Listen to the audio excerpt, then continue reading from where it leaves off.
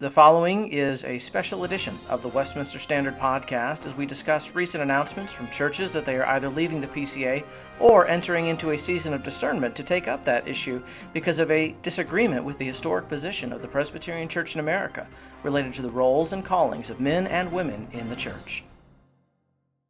Welcome to the Westminster Standard. This is Ryan Biese, your host. Thank you for joining me for this special edition of the Westminster Standard, as I am joined by two brothers to talk about some issues in the Presbyterian Church in America.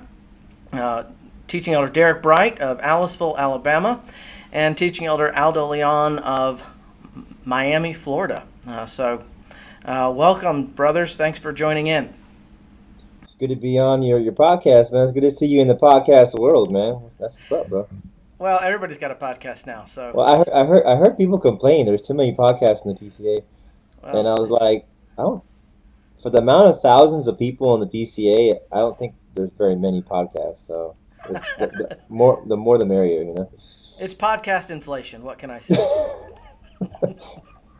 Yeah, I think you've downgraded this week by, I don't know who was supposed to originally be here with Aldo, but somehow you wrote me in here, and maybe because I'm also a fellow podcaster, and he thought he can talk into a microphone. Well, actually, this was completely ad hoc. Aldo posted something on Twitter that we'll talk about in a moment that got me thinking, and I wanted to think about it with him. But Derek, why don't you introduce yourself, and then Aldo, just so people know who you are. So my name's Derek Brite, and I'm the pastor of First Presbyterian Church in Aliceville, Alabama.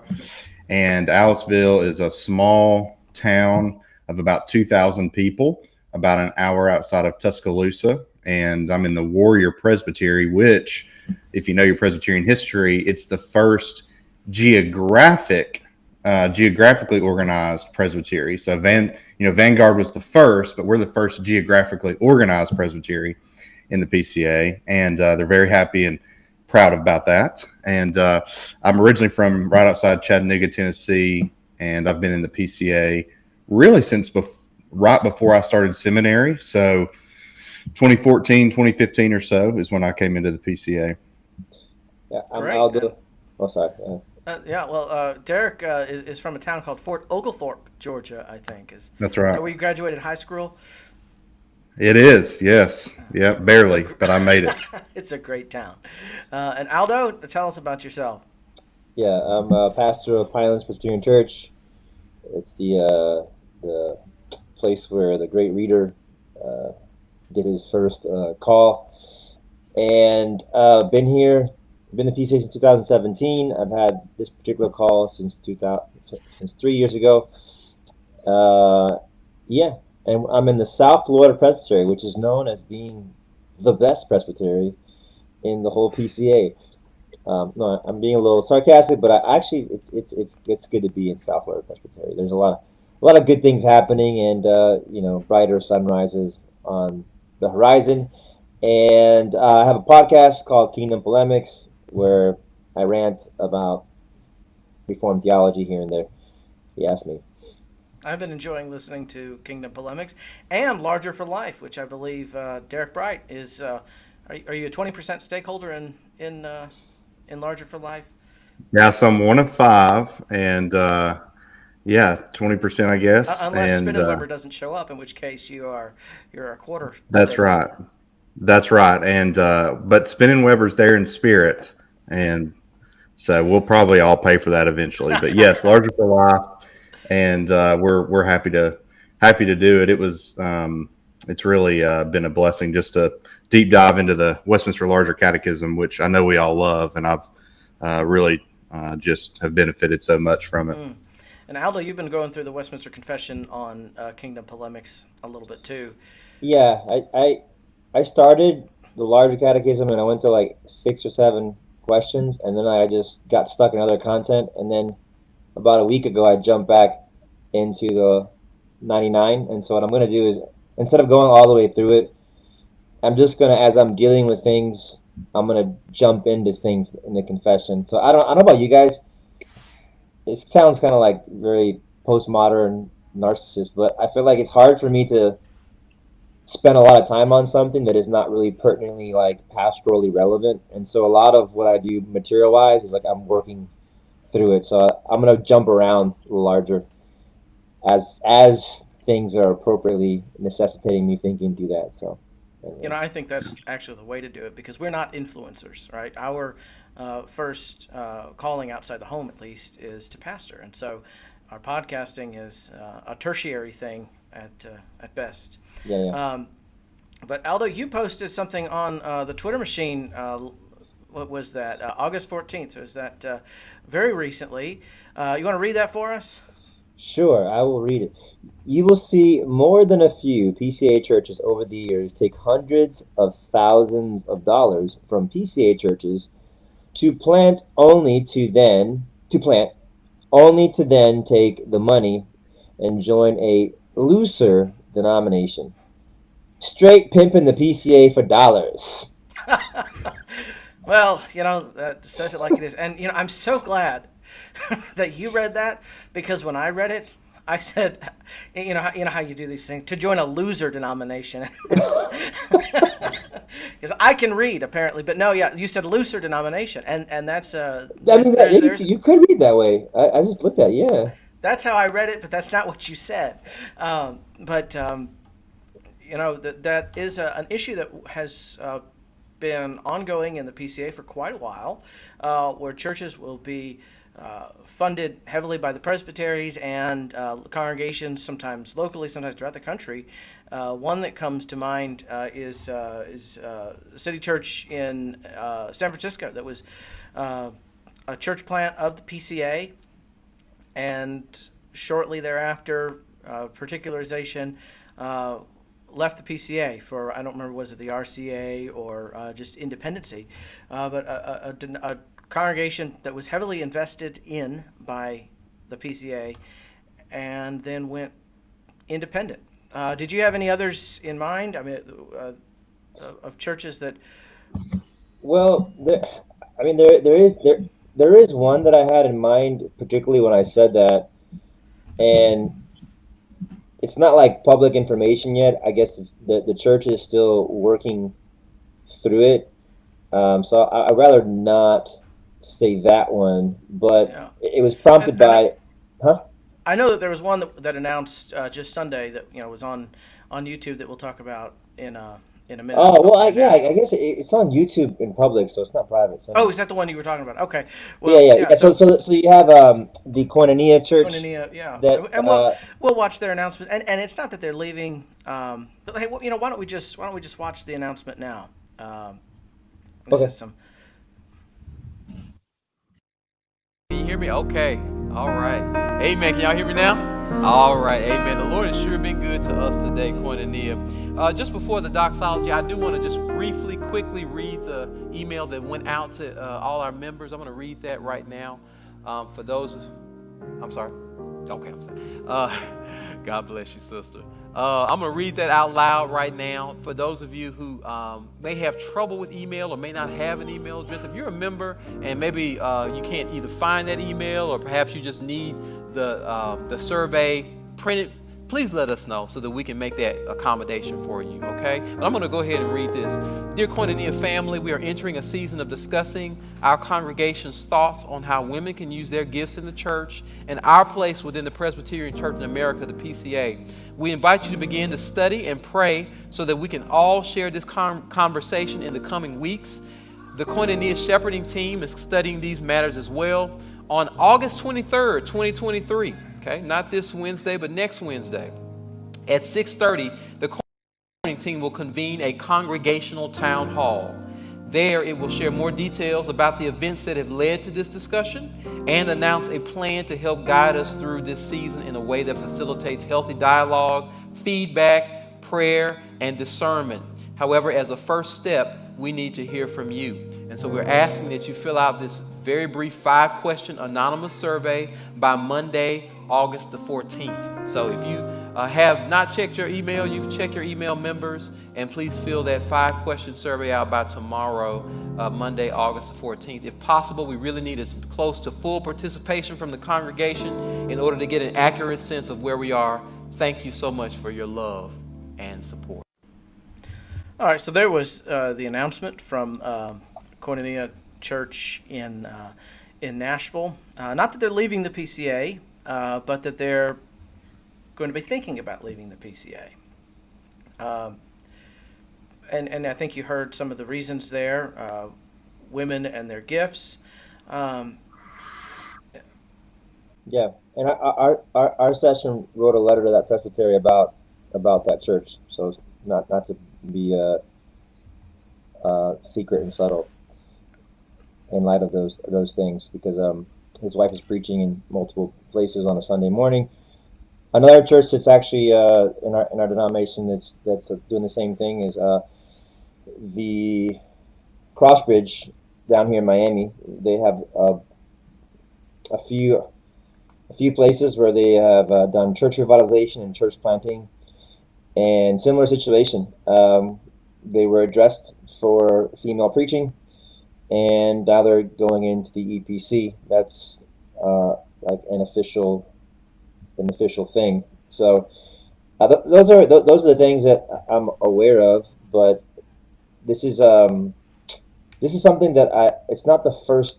Aware of more recently, but this is not the first time I've heard stuff like this, where people spend a good amount of time getting support from the PCA and of all sorts, and they either wash out for being challenged about something, or just wash out and just move on naturally on their own.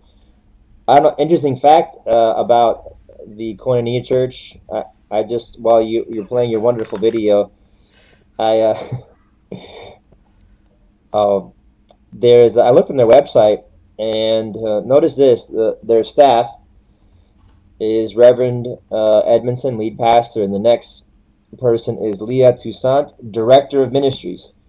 So here's what she does: biblical instruction, women's ministry director, young adult and college ministry, intercession and prayer team, missions, outreach, and community engagement. So you have somebody on staff who is doing pastoral duties and leadership, and you're going through a season of discussion. So, that makes sense, because as of late, the PCA has been much more vocal in their courts about these kinds of things. There you go. Yeah. Well, Derek, you're kind of a historian. Has the PCA changed its stance on women and their roles in the church? Why is there? I know of another congregation, Mosaic Waco in Texas, I believe, and we'll play a clip from one of their worship services in a few minutes. I think that they also left the PCA over the women's issue. Has the PCA somehow changed since 1973 in its stance on women? Are we becoming more narrow than we were back in '73? No, not formally, at least. I think that the position has always been the same since the founding. What I think has happened, and there's probably a multitude of reasons that one could point to. I think personally, there seems to be such a disparity between churches that are more aimed towards the city and more maybe in line with, I don't want to say in line with necessarily, but more involved with culture and the bigger political issues, versus a lot of these small town, rural country, suburban pastors. There's a bit of a wide difference. But the thing is that, and of course I'm speaking in broad terms, not all city churches are bad, not all rural churches are good, but the focus of the city and cultural issues, cultural apologetics, the language of speaking into something and having the conversation, you hear that a lot. That's really driving the bus in the PCA.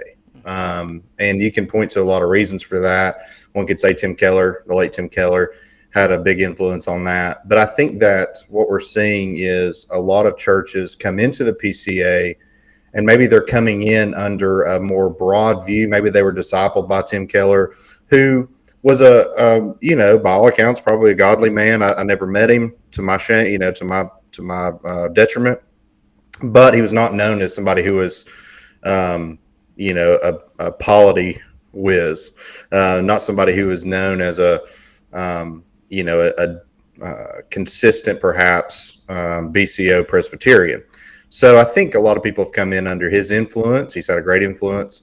And so I think we're seeing a lot of those churches and a lot of those types struggle with, okay, now we're in a presbytery with people who have differing views, and they're calling us to the carpet, but we came in under this, kind of viewpoint, and maybe they're having trouble adjusting to that. I'm trying to be gracious here. Again, there's probably more things that we could point to, and I no doubt we will, but certainly the PCA has not changed formally, but culturally, I think there's been some shift. So maybe people were trained at one place, at one seminary, and then went to minister in a different context where the presbytery has an expectation that the Book of Church Order will be followed.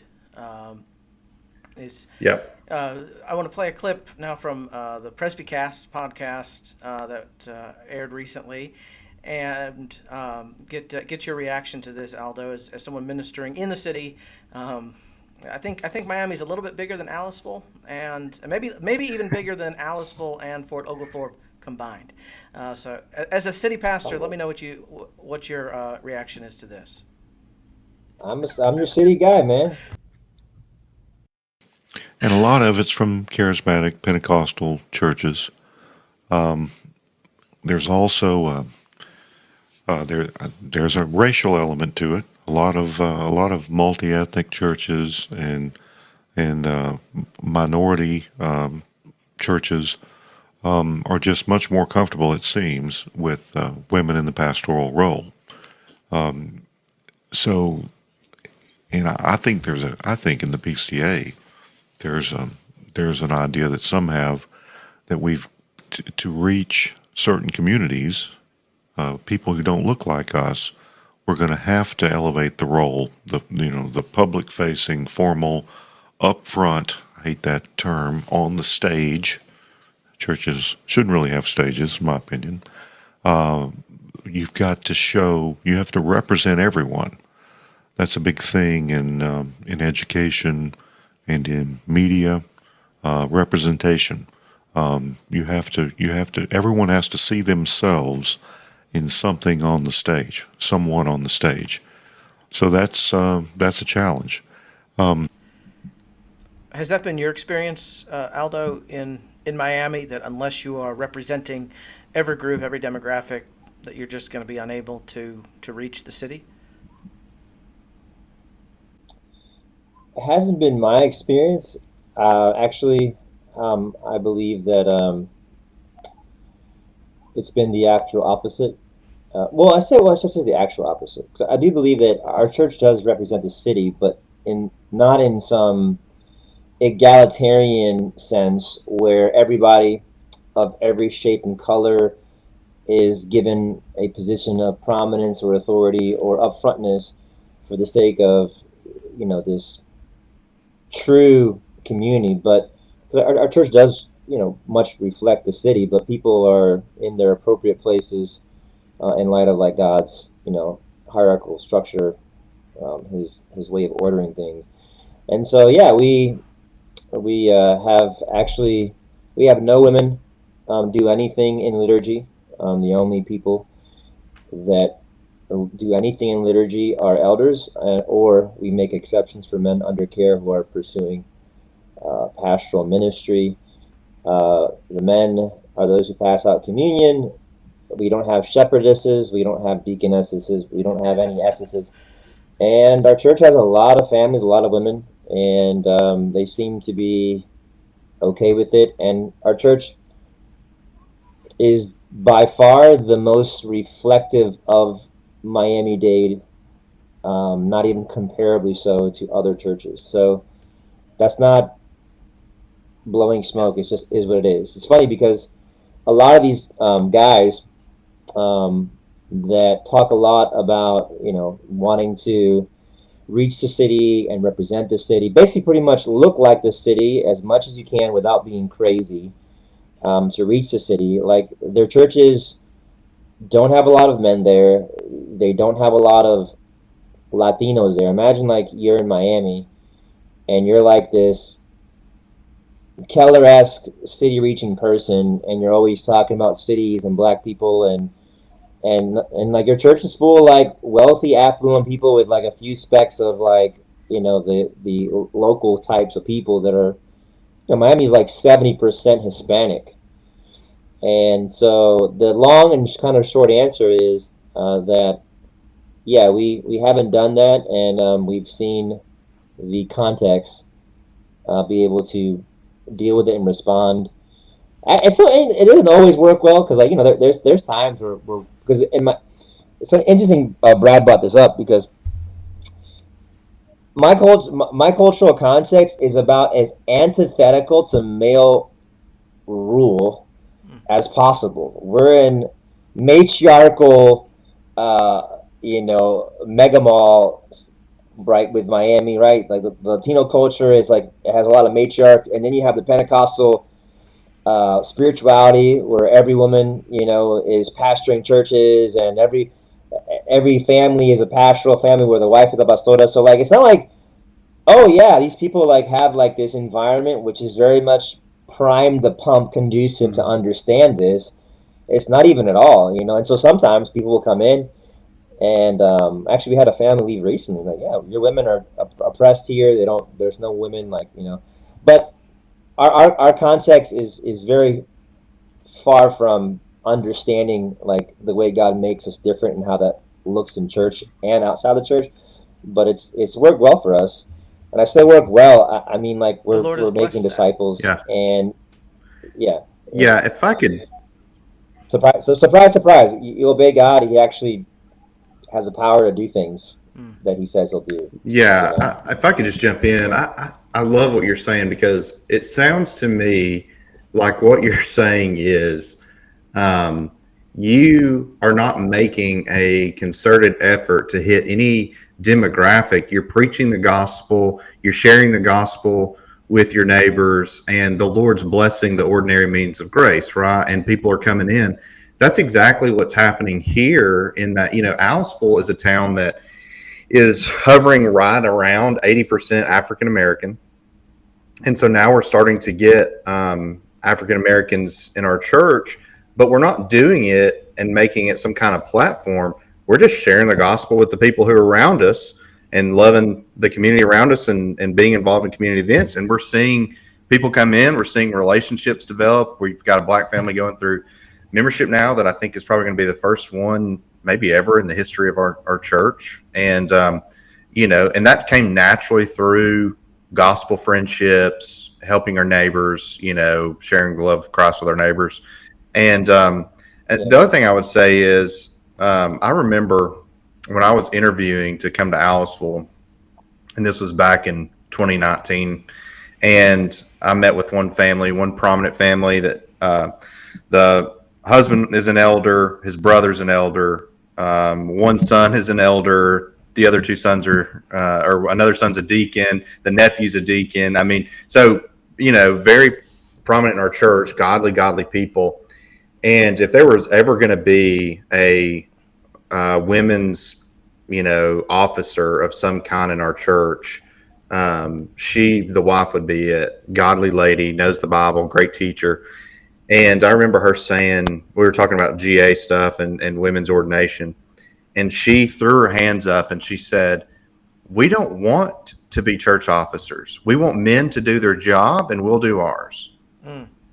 And I thought, man, that's so good. And I remember when I came to the church, I had a few women say, we don't want to be deacons. We want the men to be good deacons. And we'll focus on it. Now, if you come to our church, same with Aldo's, you're not going to see women involved in the liturgy at all. But what you will see in the life of our church is women serving, using their gifts in various ways, none of which violate God's hierarchical order, and none of them feel oppressed.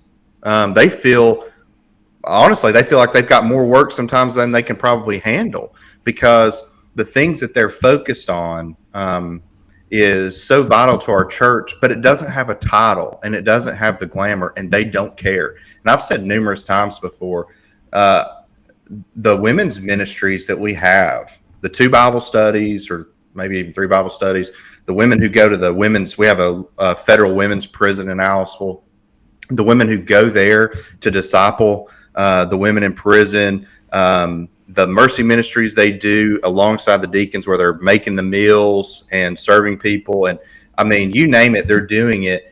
And if we didn't have them, I mean, we'd be in trouble. But not one of the things that they do is what an elder would do. Yeah, there's some overlap where they may, do a mercy ministry but they're not interested in a title. They're not interested in being a part of some formalized ministry. They just want to serve God and be faithful to His word.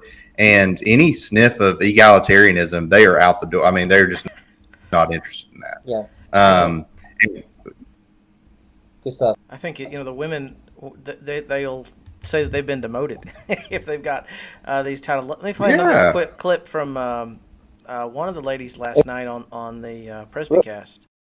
At is, if you think that service in the church is necessarily tied to a sort of status or position, it means that you probably don't have quite the right view of what ordination is, or like maybe you don't come from a Presbyterian background and you think that a title is the only way you can serve the church, or you have a personal issue with recognition for service, which, I mean, I put my opinion on the internet, so I'm not saying that this makes me some kind of authority, and what you personally have is an issue that's barring you from having a right understanding of ordination.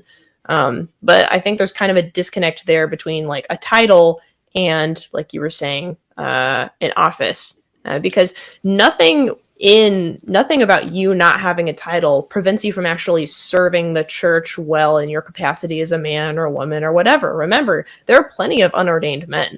So just something to keep in mind. That's something that comes to mind whenever I see these kind of weird, non-ordained titles on church websites. Well, and most of the time you read the description of what they're doing and you think, okay, so she's a church member. But Derek, that goes to some of what you were saying about the ladies at your church, where they just want to serve, and they want the deacons to be good deacons and the elders to be good elders, and they don't need a title because they're church members. That's right. Yeah. And I think there seems to be and perhaps in some circles, an unhealthy view of title and ordination and things like that. That's just not a healthy view. We don't have to have a title, as Sarah said in that. We don't have to have a title in order to serve. I remember when I was coming up as an intern, and they were having me do different things, and I remember saying how I wanted to have a title. I wanted that affirmation, and I remember the pastor telling me, listen, if you need a title in order to serve the Lord, you're in it for the wrong reasons. And I'm not saying that every person who is unordained or a female that has some kind of title is doing it for the wrong reasons. But just because you don't have that title doesn't mean you're being affirmed or ignored or oppressed. And it seems to me that we're taking cues often from the culture and the culture's talking points, rather than the churches and rather than God's, right? And if I could say one more thing about this, I remember there are, and I'm not trying to be controversial here, but of course you know me, but on the Westminster Standard, you're not trying to be controversial. Yeah. So I remember when Amy Bird was coming out with her latest book, and I read some of her critiques and some of her concerns about women in the church. And I remember reading that and thinking, that is so foreign to anything that I've ever experienced, whether it be in an independent church, a Southern Baptist church, or a PCA church. I've never been in a place where women were not valued, where they didn't have a role, where they didn't serve, where their opinions weren't taken seriously, or whatever the case is. I've just never experienced that. and everything I heard her say, it sounded like things I would hear the broader culture say. And I don't want to discount her experience because I don't know her, but it was just so foreign to anything that I've ever experienced in any denomination. And I think, gosh, we really need to be careful about the steps and procedures that we take when we're trying to do church polity correctly. Absolutely. And I think you hit on a good point there, that they're imbibing things from the culture. I remember when I worked at a bank, 15 years ago, and the regional manager of maybe it was the district manager, I don't know. She had kind of not been the best district manager in the company, and rather than fire her, they just created a new position for her. And you got to have a position. You got to have a position. Rather than what Jesus tells us is not to seek that title. And that the church should be countercultural.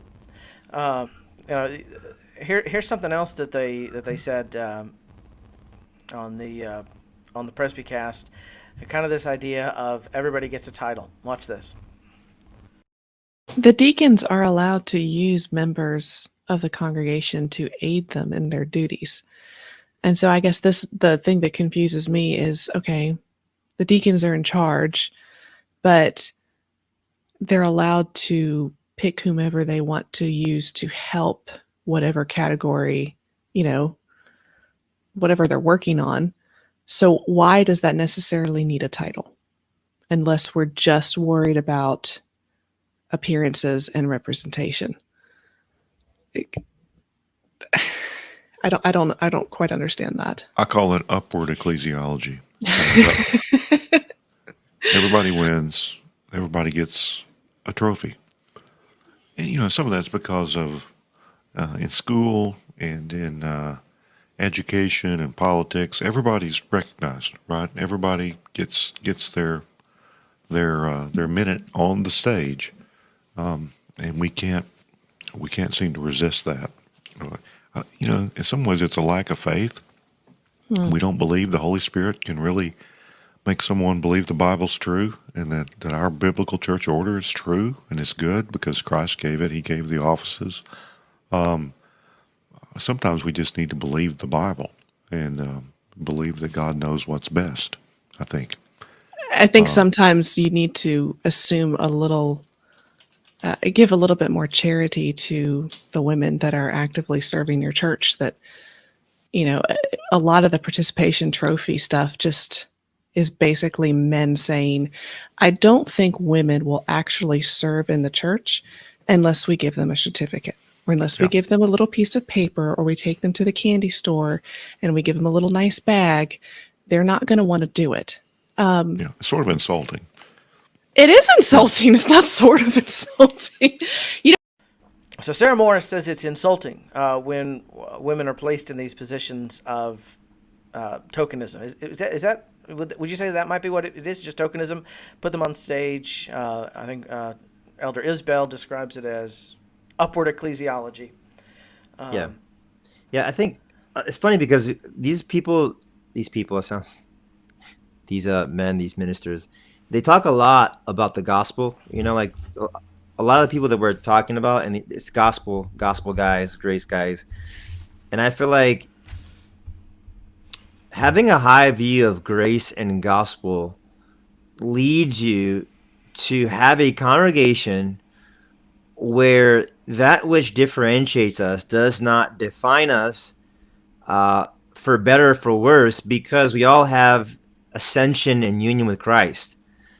And the second that you have this culture where elevating people to functionality and positions in order to make them feel like they're valuable, you are subtly, implicitly telling them that their worth is not in the supremacy of union with Christ. You're not valuable unless you have a function of sorts. And this is kind of the same conversation with the abortion. Well, they're not doing anything yet. They're just there like as little itty bitty, no arms. barely legs. So functionality defines value, but the way we see value is very different. And I totally agree with was it Sarah? I forget who said it. That yeah, giving somebody a title to make them feel like they're valuable is utterly humiliating, because what you're saying to that person is that you're not valuable already in the ascension narrative. You're not valuable co-crucified and raised with Christ. I make you valuable by elevating you particularly to some kind of function. And I think it is very condescending. It is very contrary to the very nature and implications of the gospel.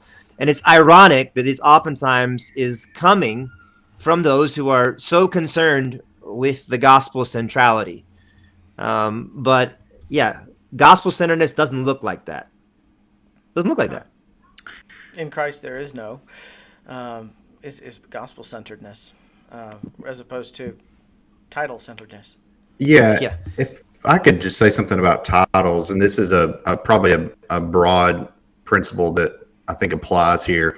I remember being in seminary, and one of my professors was Dr. Bruce Lowe for New Testament and Greek, and he is a double PhD and brilliant guy, and he refused to let us call him Dr. Lowe.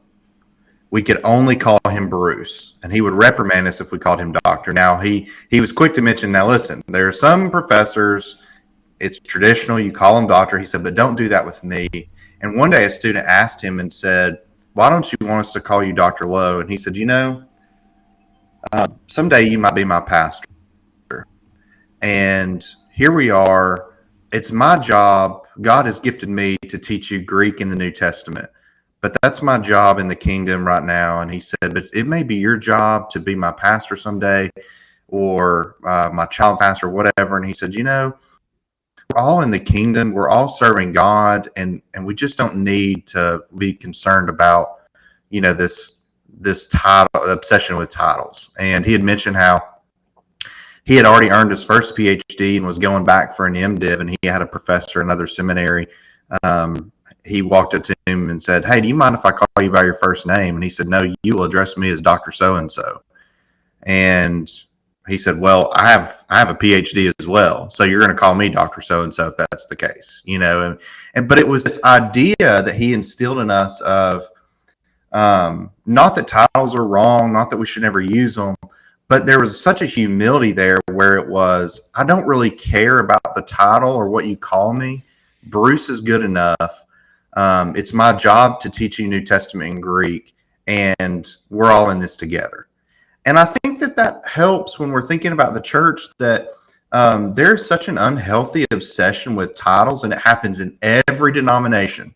I remember being in an independent fundamentalist Baptist church, and there was this, there were the pastors, and there were the preacher boys, and there were the deacons, and they were the big shots, and it was like, touch not the Lord's anointed, and there was almost like a wall of separation, and they, the assistant pastors sat up there and congregated around the guest preacher, and it was kind of this weird dividing wall between the shepherd and the sheep. And I think sometimes we can unnecessarily do that with these made up titles and go, oh, well, they're really special. They're really important because they're the director of this and that and the other. And I just want to avoid that. I want to avoid that. There are titles in Scripture, and there are titles that are appropriate, but let's not make them up just to try to make somebody else feel included.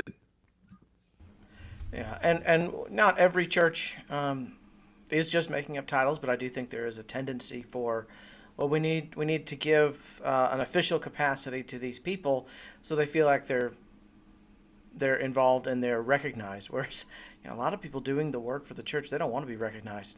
They just want to do it, and their Father who sees in secret will reward them. Yeah, I think another thing that I think is related to this issue is also the fear of men. So let's be honest. Nobody wants to be the pastor who says men and women are different. So, one of the issues is that we were going to talk about is guys coming into the PCA, bringing a church plant into the PCA, and then being in our ecosystem for a period of time, and then leaving. So, Derek, you were at one point considering planting a church through our presbytery, very near to my backyard. In fact, what was it that planting a church in the PCA? Why were you attracted to that? Yeah, well, there was a few reasons I was attracted to that. One was that I was currently in the PCA. Obviously, I still am, and love the PCA, love what it stands for, love the brothers in there, and of course, that was in the Tennessee Valley Presbytery, and that's a presbytery that has a wide ranging of views. Even at the time when I was there, there was a lot of differences in views, but I felt really encouraged and loved by the brothers. There was not a church plant in the area or a PCA church in the area, and it felt like if I were going to plant a church, the PCA would offer the most brotherhood, the most support, the most appropriate fit for me theologically. I felt like there was an appropriate amount of freedom in being able to plant a PCA church, and so there are a lot of things that really appealed to me, and still does on some level. I mean, God obviously called me elsewhere, but there's still an appeal to planting a PCA church because I really do believe in the mission of the PCA and really believe in its doctrine and its purity, and love the direction it's going. And again, I think there's a tremendous amount of support to be had in the PCA. I have friends on both sides of the denominational divide, if you will, and some caught in the middle. And I love all of those brothers and felt like I could have the support of all of them, even though my convictions were not gonna change about about certain key issues. So, Derek, sometimes it's not about the title. Sometimes there is a genuine feeling that men are not enough, that the system of government that we have is broken. Let me play a clip and get your reaction to this. This is a little bit longer, so let me get your reaction here. I think it went from 2003 to 2010, and one of the strategic plan of 2010, my first General Assembly, was prophetic because one of its emphases was seats at the table, and that meant minorities and women and underserved populations, or whatever you want to say. But there was an egalitarian impulse in there, an ethos contained in that, and it was moderated a little bit by the assembly because there was some troubling language that got turned down a little bit. But I tell everybody now, the controversies we've had since 2010 were all telegraphed by the strategic plan. Now, their revoice was not necessarily envisioned by the strategic plan, but certainly the outward-facing outreach, kind face, understanding, all those things were contained, I think, in the ethos of the strategic plan. So in the mid-2010s, we had racial reconciliation things, some of which were controversial. Then we had the Women in Ministry Study Committee around, I think it was approved in 2017. That was in the same vein. And then, quite out of the blue, seemingly, we had Revoice, which was never an official PCA thing, but it certainly rocked the PCA. And now we have the abuse thing, and there are some good changes that could happen as a result of some of the abuse problems. But there also could be some things, in my opinion, that would undermine our polity, which is, I think some PCA teaching elder tweeted few months ago, there should be women on the Standing Judicial Commission. Well, that means that means you have to have women elders. I mean, it can't mean anything else, or the definitions we find in our BCO are meaningless. So yeah, there's that's idea. basically saying that women are less sinful than men because we need women. Well, that could be generally true, but it's not. Oh, it's definitely not even generally true. I mean, It's true at my house. It's true at my house. Okay. Well, I know your wife and I know you, so obviously, but the idea that I think that just gets me. This is the gall of some of these ladies that assert that okay, and not even just ladies, but men looking to score points with the female mafia. That the men. We'll edit that. The out. men can't. The men aren't to be trusted. No, we won't. We can't trust the men. So who do we trust? Well, we have to trust the women. Because if we had women on the SJC, then they would get to the bottom of this and they would fix it. And if we had women serving in our courts, they wouldn't allow this to happen. You're telling me that the female chromosome is going to filter out all of the sin that the male can't? I mean, the arrogance of that statement. And besides that, I think the one thing that really almost angers me is some of these arguments are making women feel like, for those of us who are sane and in normal churches and have, good relationships with our pastors and our elders and, we know that there's some wacky stuff out there that happens. And we know that, this abuse stuff just is prevalent because we're humans and we're sinful. But to basically, let's get a movement started by making everyone angry and by telling women that they can't trust their pastors and they can't trust men and the church is the worst place for them. And this is how we're going to reform the church.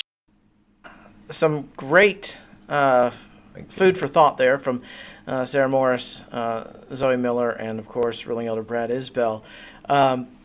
So, Derek, you were saying a moment ago that the PCA hasn't changed her position on the role of women, women's ordination.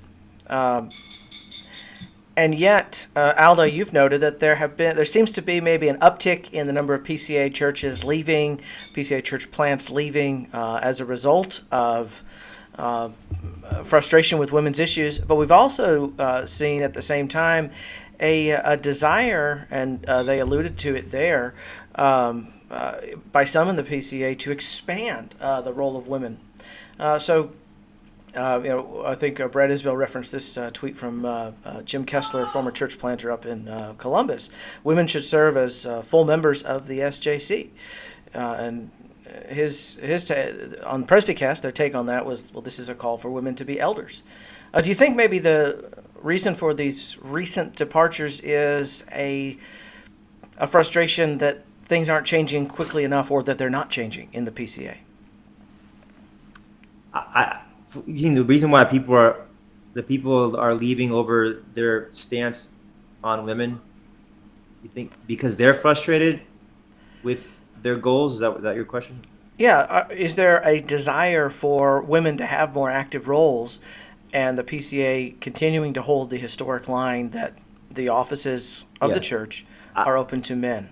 I believe that the stuff that has happened, like a woman preaching and getting flagged in the RPR, and then that getting bumped to JCOM, that overture that we approved a very large percentage about particular titles to offices and who is ordained, very much around the deacon. I think those things have been devastating, morally they've been demoralizing to people that had this optimism that this conversation was going to progress let's say, in a more soft egalitarian. I don't think there's not a lot of hard egalitarians in the PCA, at least not yet, but there certainly is soft egalitarianism in the PCA. And I think that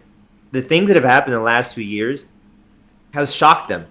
Yeah. It's- Well, we it's saw in shocked them a bit. 2018 when there was a movement from this presbytery, Derek, where you may have been under care in 2018 of TVP, to put women on the boards of a number of our agencies. I know Covenant College, and that was resoundingly rejected by the assembly. Again, it came up a couple of years. I don't know if it was sequentially, but it came up a couple of years, and it was dismissed. So that might be the soft egalitarianism, or maybe even soft complementarianism, Yeah, where we can say it women both can ways. do almost anything that an unordained man can do, or maybe anything an unordained man could do. I know that's a prominent position in denomination.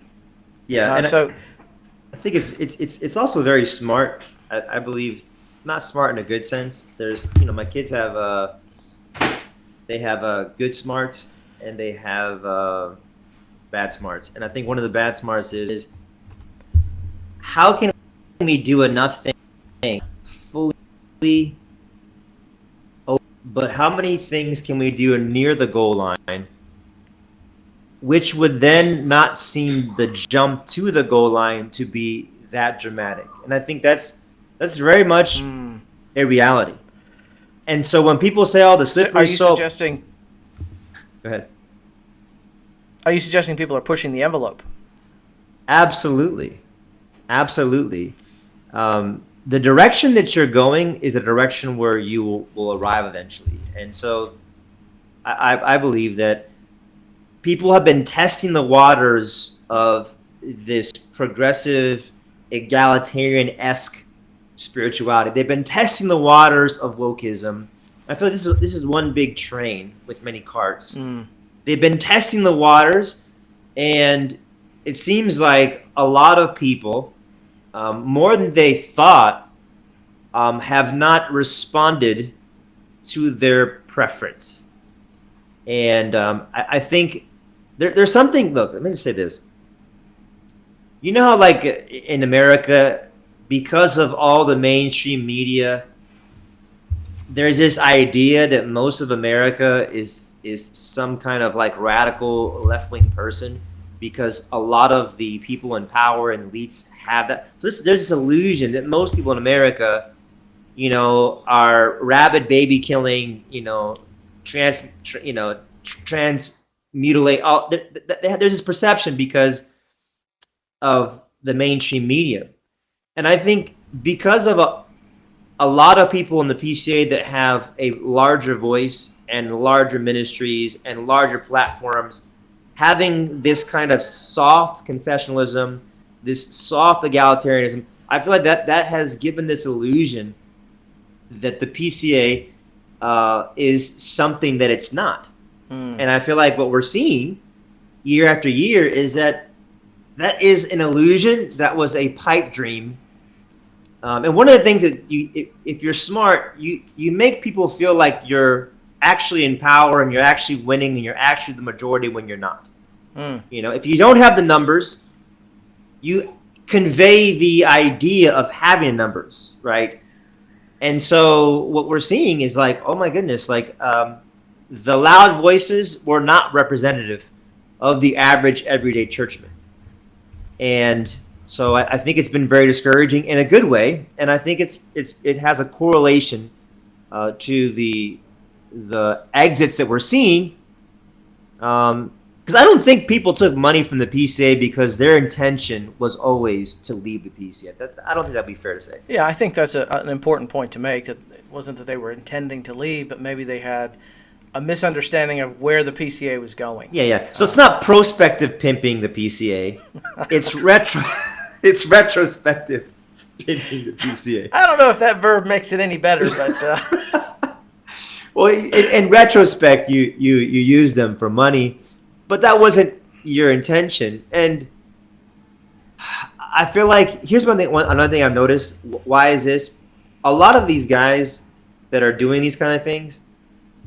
Look, there's this black pastor that I know, Ken Jones. He's a Baptist, Reformed Baptist pastor. I used to have a podcast with him, and he was talking about some of the guys that we were bringing to PCA. Some of them were black pastors, others were not.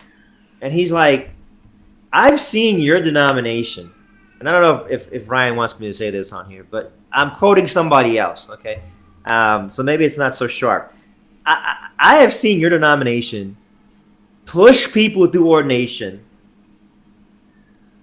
because they were trying to make a point about having certain kind of pastors that can reach certain kind of context, and you push them through with this kind of affirmative action, kind of office mentality, pastor mentality. And these guys are not really confessional like you are. They don't really get it, but you push them through. I have actually seen that more than once. And so when you push somebody through, because you don't see them, but you see their demographics, you see their melanin, you see whatever. When you don't see them, but you see what you want to see in them, you may push them through something in a way that is not actually truly embodying what they really are. And so I think that's a part of it too. I feel like a lot of these guys have been recruited and used by people that wanted to promote and advance a certain kind of thing in the PCA without actually truly seeing if the person. This is one thing I ask guys in the care all the time. We have guys come under care all the time. I says, why do you want to pursue training in the PCA? Why here? And it's shocking to me how I have yet heard an answer that was clear. What the guys say, this is where I ended up, and this guy said it was a good idea. So I think our passion to be, let's put it this way, our passion to not be so white, right? Our passion, I say I'm saying it's a thing. Our passion to, I don't know, connect with women. I feel like it's led us to push things prematurely that were not incubated with enough confessional depth that would be unto longevity. Yeah. And we can have a good goal, right? We want to have a church that will be reflective of heaven. And every tribe and tongue and nation. We want to have a church where everyone feels welcome and important and as treasured, that feels like Christ died for me, and that's reflecting the way people treat me. But if we're going about that goal in a worldly way, we're in trouble. I remember it was a General Assembly. It was a while ago, but someone stood up there and literally said to the moderator, "Sir, I'm so glad we have a moderator who looks like you." Yeah, whatever. Which is the core of partiality, isn't it? Yeah, but he not to go too far on this point, but I think it's a good one. So I was at an Acts 29 planter evaluation thing. I used to be an evaluator, and then when I came Presbyterian, they're like, I kind of got subtly like pushed out, not soft, not hard, but soft, subtly. There was one time where there was a black dude, okay, who preached. He preached in a room, okay, and most of the room was a bunch of white guys, and I'm a white guy too, but I'm Latino, and whatever, whatever. I don't. What you can call me whatever you want. You can call me Hispanic, you can call me white, whatever. Or we'll just call you Aldo. You can call me Aldo, or you can call me, Miami Aldo. I don't. Okay, so the whole room of pastors exaggeratedly flattered this man. Now, this man is standing before us to be evaluated about preaching, okay? And I said, bro, you preach Ephesians 6 and you miss the gospel. How do you preach the armor of God, which has the gospel in every single sentence and piece of armor, and you only talked about spiritual warfare? And the room was very uncomfortable. They stepped to defend it. So these people did not want to actually deal with the man's theology and abilities. They wanted to make a point that they were the white guys that were not like the other white guys. And I think that is something that happens in the PCA. And I think the reason why some of these churches get planted and some of these guys get pushed through is because people are more concerned with making a point than actually planting a church with the ideal kind of person. And I'm not saying that you're finding like the worst kind of person possible and sticking them in, because that's not the issue. A lot of these guys can be decent, but we're talking about these guys are not lasting in the PCA.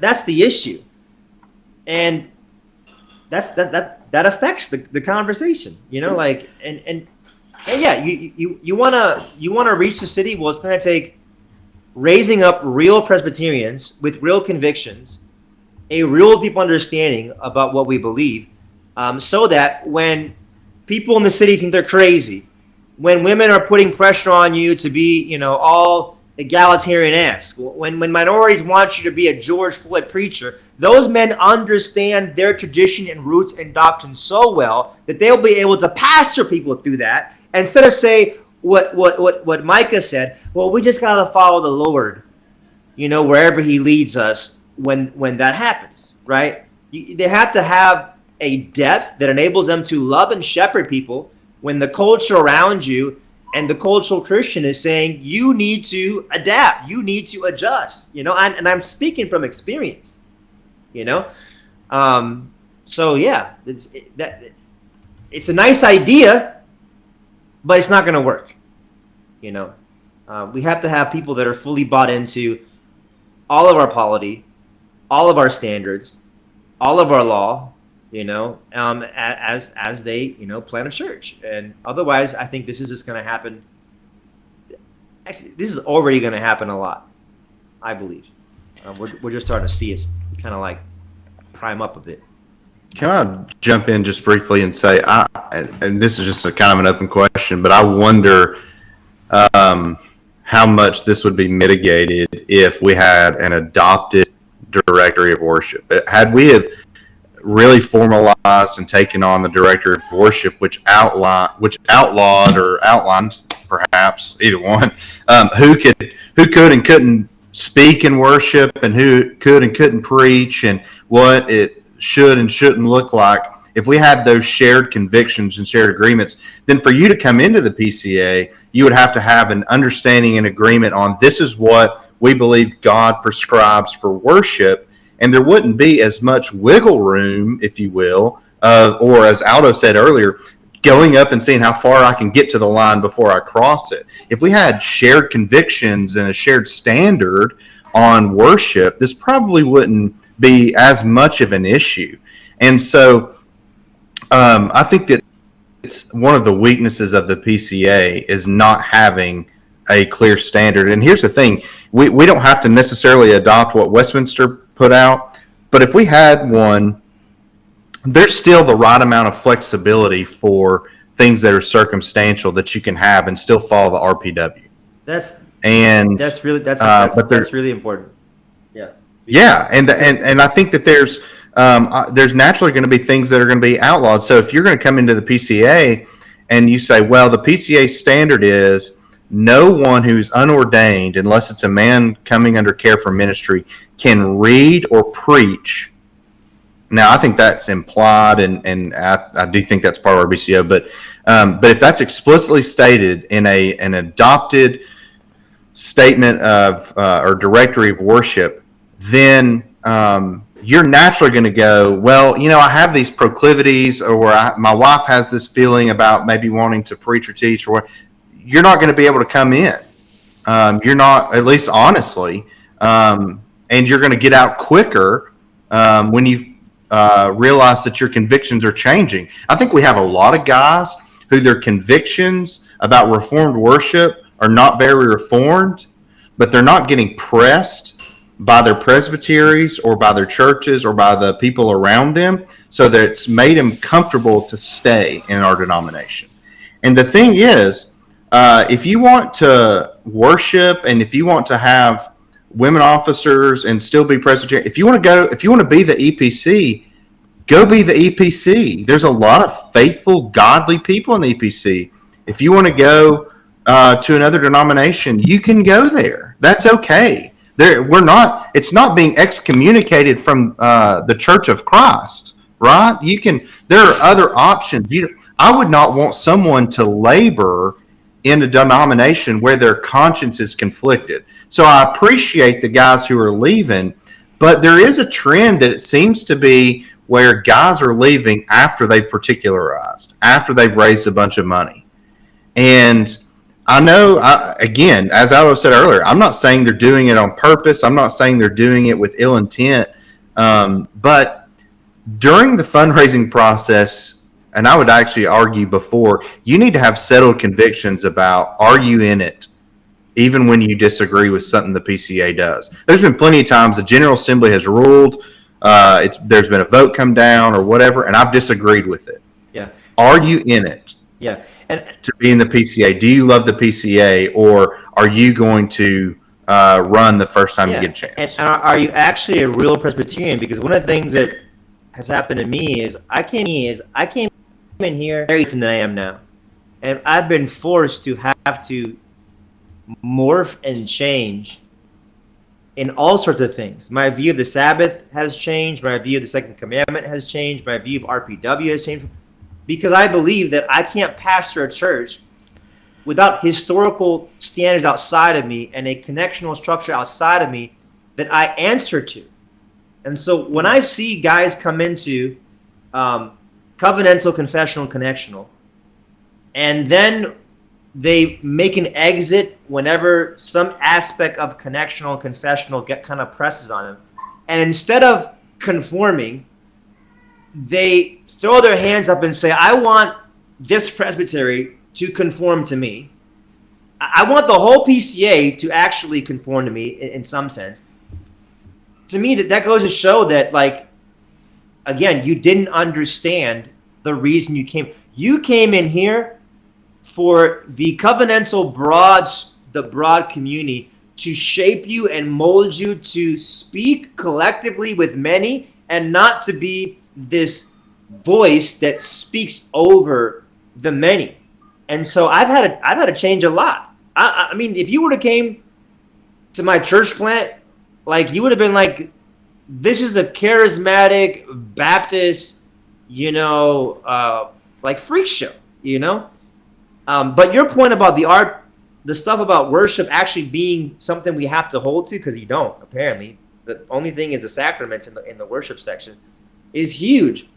But when somebody gets challenged, and instead of them meeting the challenge and saying, all right, help me to grow, them copping out, I'm like, bro, if you wanted to be a Congregationalist, if you wanted to be an Episcopalian where the guy with the biggest hat, I mean, you could have just went there.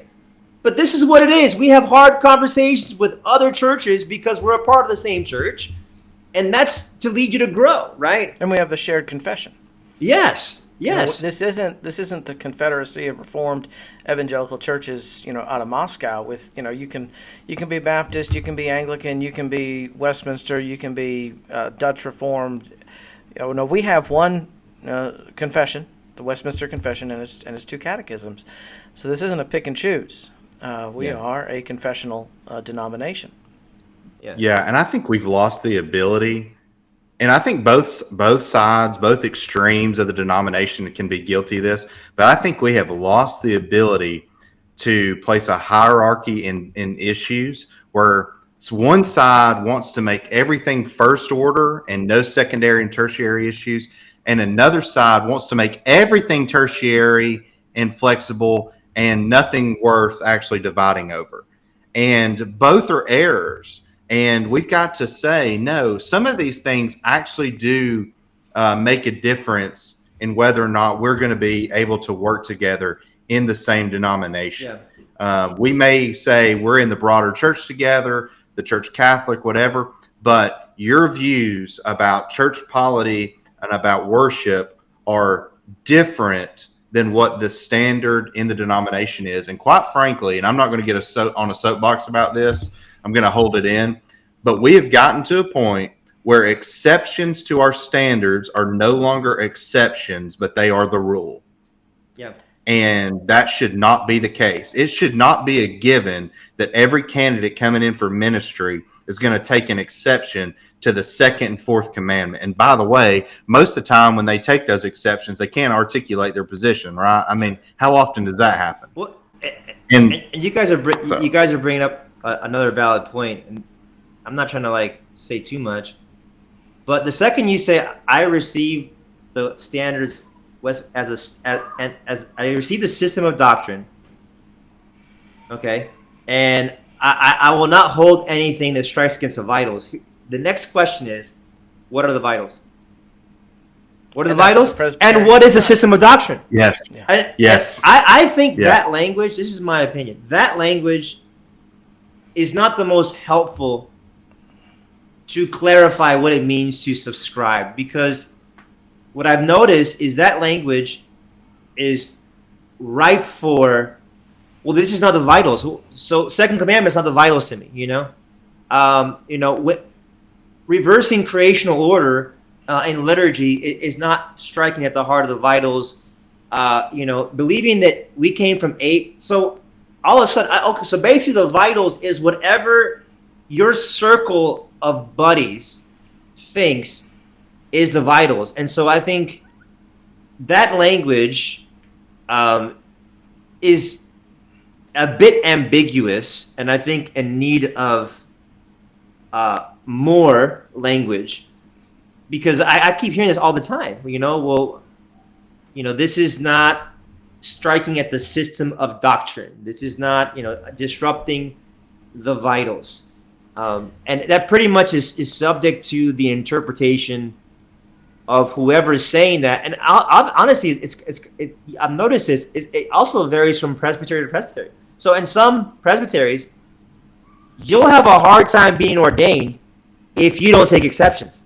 I'm not talking like hocus pocus. I've actually heard guys almost not get ordained because in their presbytery they said, I have no exceptions.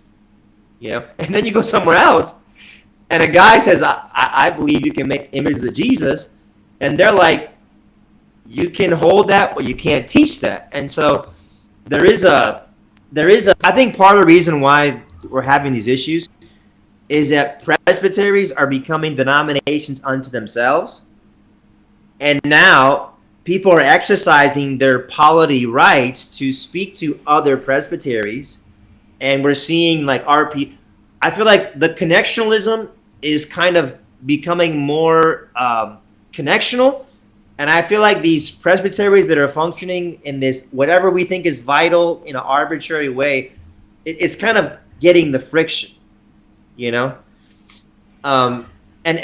one of the things I find interesting, why would a guy that we're talking about the video of, like, why would he be in your jurisdiction doing this?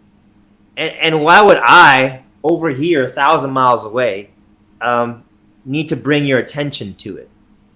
And so there, a consistency across presbyteries, I think, is a huge necessity, and that goes back to the issue of subscription. That goes back to what you said about the BCO having more teeth about like worship, because let's just be honest, our people, when they go to a PCA church somewhere on vacation, what do you say? Do you say, "Oh, fine, go"? No, you say, "Let me see." Well, listen, to your point, I was told when I was being licensed and that if I took no exceptions, people would look at me strangely and want to know if I really read the standards or not. I was told by more than one person about someone who went to our denomination seminary, and they were told by one of their professors, if you don't take at least 10 exceptions to the Westminster Standards, I'm going to come find you and call you a liar or whatever. And that was I was told that by more than one person. I was not there. I didn't go to Covenant, but that was not my experience. But I mean, if that's the case, if that really happened, and I don't want to break the 9th commandment, I don't know what professor it was. I can't remember. But the point is, if that's being taught even at our denominational seminary, that signals a problem. And this is all part of the broader issue we're talking about, right? All this is connected. So I think we need to tighten up on some things. Well, and I want to defend our denominational seminary, and No, you don't. well, I'm just kidding. and maybe what the intent behind that was differences, right? I don't come to Presbytery and tell them my exceptions. I come to Presbytery and tell them my differences, and the Presbytery, the court, tells me whether they will grant me an exception. So one of the concerns I have as a guy who has very few differences with the Westminster Standards, is guys coming with no differences. That they come and they I remember being in a Presbyterian meeting in a different Presbytery, and there were, I think, 9 guys coming for licensure or ordination. All of them said they had no differences except for 1 or 2. And all of them said they were strict subscriptionists. Well, I know some of those guys were playing basketball on the Lord's Day evening.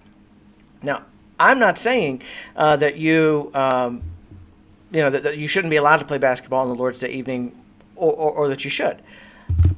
But if you are playing basketball on a Lord's Day evening, you need to state that and let the presbytery tell you whether that requires an exception. So I think we need a greater care with our standards. But I also think on the other side, we need to guard against becoming some sort of new fundamentalist denomination where, as long as you subscribe to these 5 fundamentals, the 5 points of Calvinism and covenant theology, you're in. And then it doesn't matter how you worship. It doesn't matter which of the 10 commandments you disagree with. Well, that's okay. Well, that's the issue. Is I think people's view of subscription is check marking a document. Yeah. And historically, that's not how his subscription was. Right. It would be like, this is my faith. It would be worded in language. This is my faith that I practice and I'm committed to as my own, as opposed to like, yeah, I check mark that this is all right. But either way, like the confession is the boundaries where we all have agreed to play in, not play with. That makes a difference. So yes, we can play in these boundaries and discuss certain nuances, but I feel like there's a fine line between playing in and playing with, the standards. And a lot of guys, they just, let's put it this way, you guys know on the floor, and when a guy has memorized the exams, and then when you begin to ask him questions about his intuition about the exams, and it's almost like the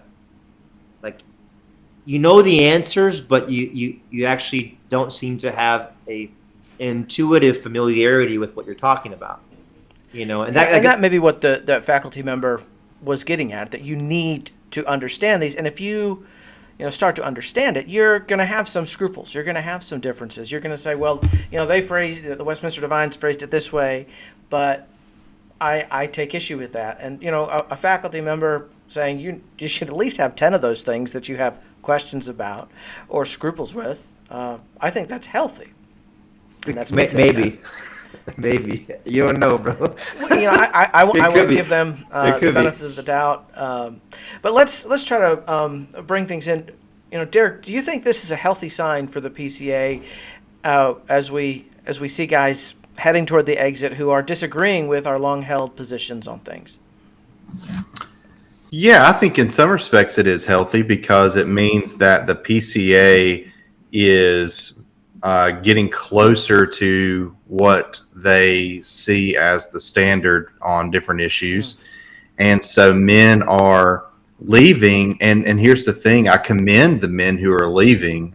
Though we disagree, they're doing that because they disagree with the denomination's positions. And so for these people who are leaving, what they're doing is, rather than subverting our polity outright, they're leaving to go somewhere where they can minister freely in their conscience. I actually think that that's a more admirable way to do things than ministering and doing church, if you will, in a way that subverts our polity and our standards. So I think it is a healthy sign because I think it shows that we're becoming more clear where we stand as a denomination, what the expectations are, and I think that's going to help in the long term. We might need to figure out some things on the way there. There might be some mistakes made or whatever the case is. Nothing ever runs smoothly. But again, I think it's healthier for the long term of the denomination. And I think that their honesty about where they stand is to be commended, even if we might criticize perhaps their timing. So Aldo, even though they are leaving, does this show their integrity, that they're at least acknowledging that they do differ from us rather than trying to nuance things and just? Now, I'm gonna sound like a third way person now. Where I don't give I think it's multifaceted. I think this shows some integrity in the sense of, well, I'm not going to be in a denomination where I am the anomaly and I am operating in a way that's inconsistent with the vows I have taken. So there's some commendability in that. However, I feel like it's also not commendable because it shows your inability to repent and mature and grow. And it's almost like, I've been cheating on you all this time. I'm not going to play the game anymore. I'm going to actually divorce you. But there's still the issue. You've been dishonest. And instead of acknowledging your dishonesty and saying, you know what?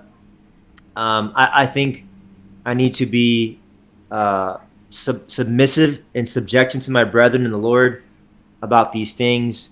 I think your response is not a good response. So it's a mixture of, yes, it's good that you're finally going to, I think, not acknowledge this difference.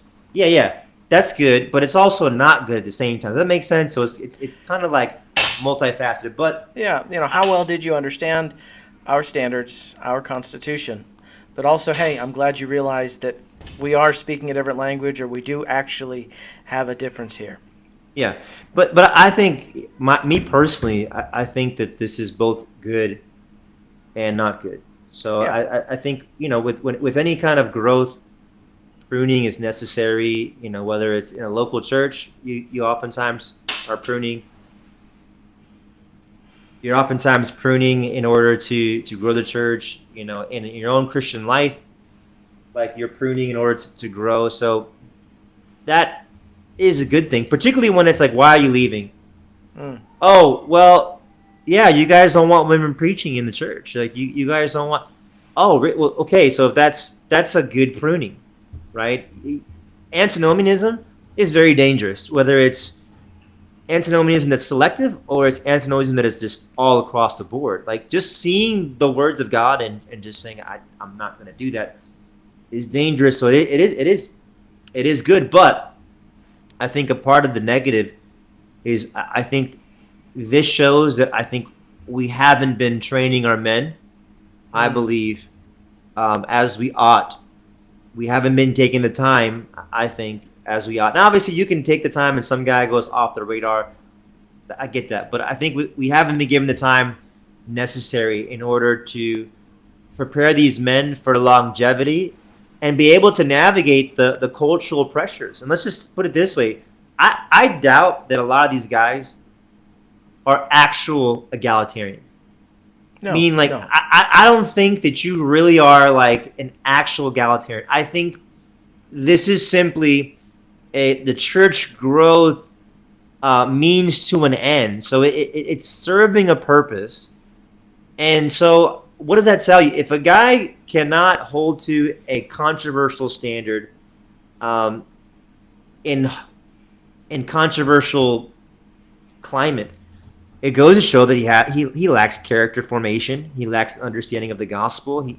He lacks the ability to, I think, not adjust when everything around you is screaming to adjust.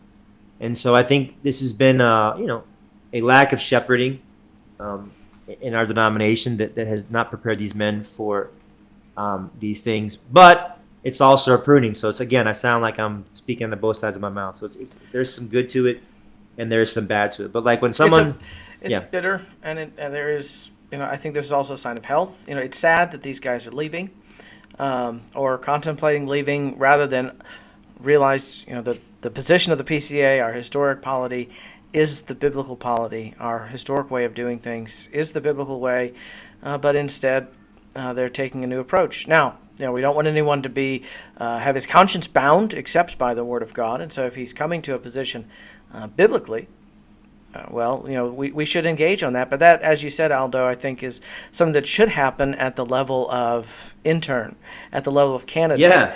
Not at someone who's in the final stage of church planting or particularization. Yeah, absolutely. Oh, wait a minute. We actually have these differences on ordination and church office. So when I hear like TEs say, I believe this because it's biblical, but it's not. So I believe this. I believe the scriptures. I believe this view because the scriptures teach this, but I don't think the confession is right. That is like, that conversation is way down the line before that. If you're somebody that is like putting confessional and biblical against each other, at the point of you've been ordained, you've been pastoring, you went through it's like something, something was missed. And I think what a lot of these guys, it's interesting to me. I don't know how many of these people you've talked to actually and personally, but they're throwing up the flag of biblicism and Bible at the expense of confessions. And that just displays a heart that doesn't understand the Reformed system of doctrine. Yeah. Well, this has been a special edition of the Westminster Standard.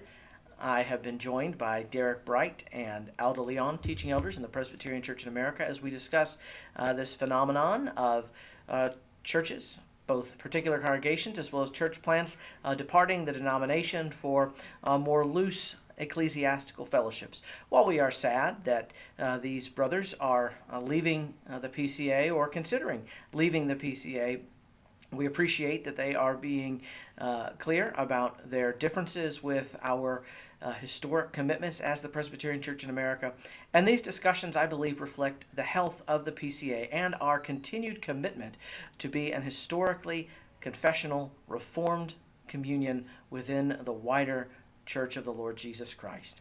And so while we are sad that there are communions, congregations, church plants considering leaving, we are also encouraged by other congregations joining the PCA who have recognized our commitment to the Reformed faith in the Westminster Standards and the health of the PCA as a vibrant branch of Christ's church.